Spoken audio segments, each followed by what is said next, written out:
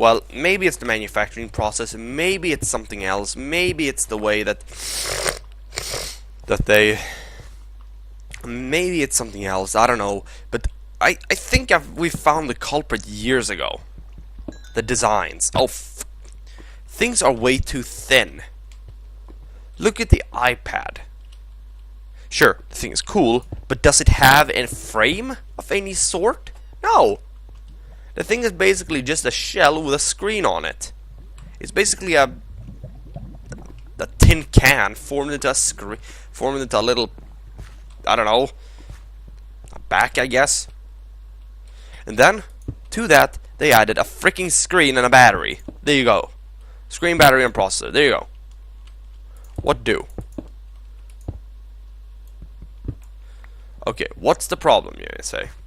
Why do you hate Apple because of that? The iPad might not be the greatest thing they've ever invented.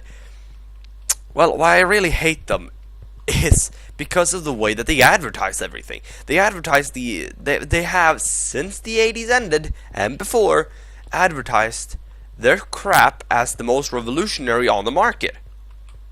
They stopped being revolutionary back in the 90s. They've been rehatching the same fucking concept of screwing over people and their wallets ever since the 80s and ever since the 90s ended. Ever since they invented the iPhone, all they've been aiming to do is to screw you over and empty your wallet. Time and time again. You may say that, oh, you're such an asshole, you rip on Apple because they do what every company does. Because they do what everybody does. No, and not everybody does that. I only know of one other company that does that, actually. And guess what company that is? It's the most famous, it's the second most famous company in the world of computers. The second most famous company. No, I'm not talking about Microsoft. Those guys actually make legitimate hardware. Those guys, when they make hardware, make legitimate such. And when they make software, they actually try. What company am I referring to? It's not a hardware company. It's a software company. Guess what they do? Guess what the name is? EA fucking... Yeah, you get it. Fucking EA. They are the only company past Apple I know that are trying to empty your wallet every single day.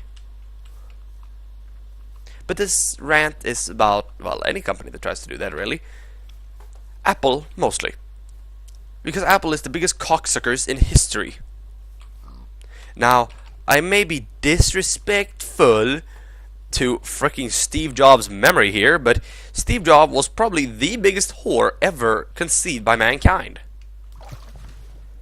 Not in the way that he does what his fans want him to for money, so that they'll keep buying. No, but the way that he kept selling out his fucking company. His company just got worse and worse and worse and worse and worse and worse, just so his money pile could grow. The funny thing is, Steve Jobs and Bill Gates, as we all know, were good friends. My question is, why the fuck didn't those guys work together to make an awesome company instead of a terrible company and a half-assed company?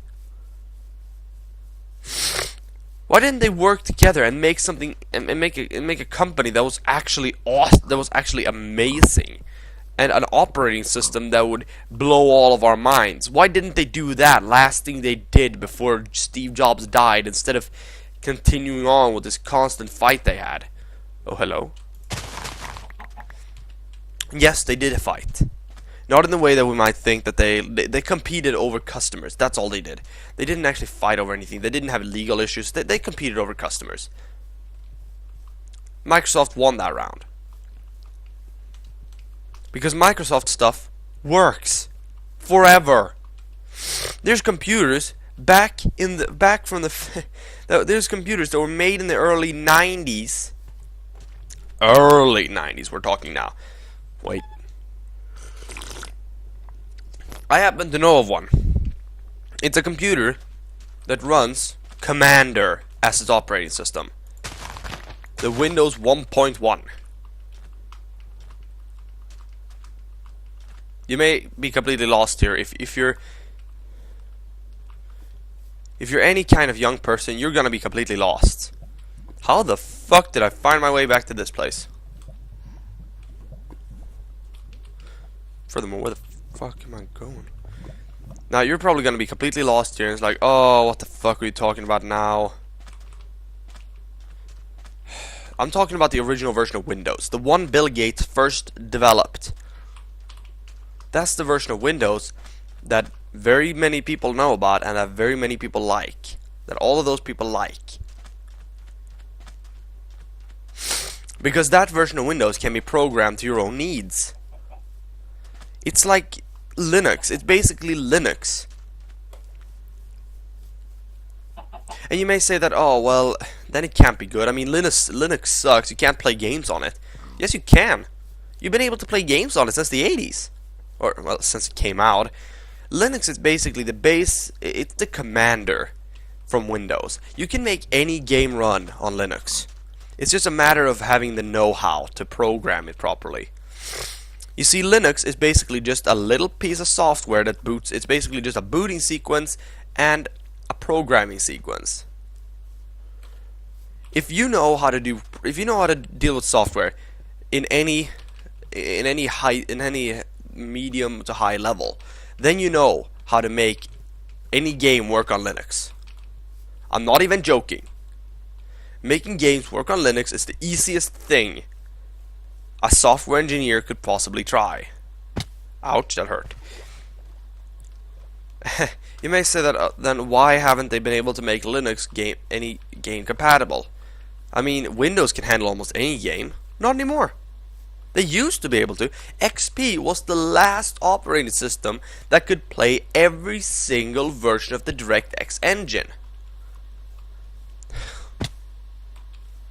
They could, if you had a powerful enough Windows XP computer, you could play Crysis 2, not on high graphics, but on medium. But that was only because of the Windows hardware maximums. There was another version of Windows XP that made that a little bit better, which was the 64-bit version. But my point still is that Linux has the advantage that it's still in the beta stage. It's never gone out of beta. Probably never will go out of beta either. How's my farm going? A little egg. Yes, I made an egg farm. So what?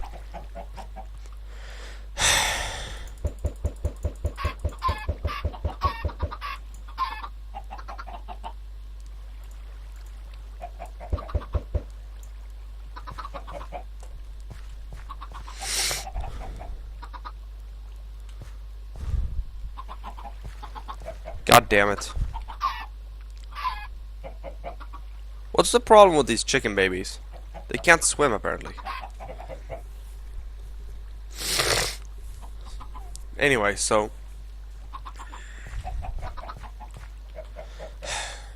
anyway, you may think that, oh well, there is no real problem with anything. I mean, crap is what crap could be, and shit is what shit could be, and yeah, that sort of shenanigans. But you know what?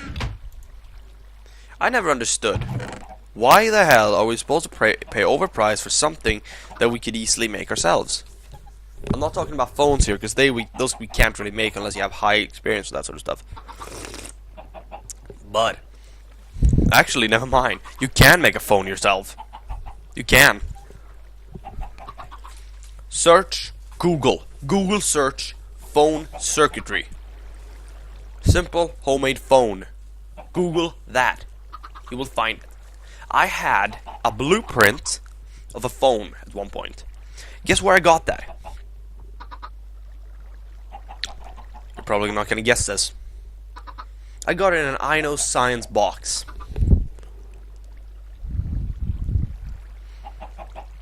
I Know Science. There are these little boxes of chemistry, electronics, physics, that sort of stuff. They're basically a study aid. I got that in one of those boxes. It dealt with sound. Aw, you need study aids. I already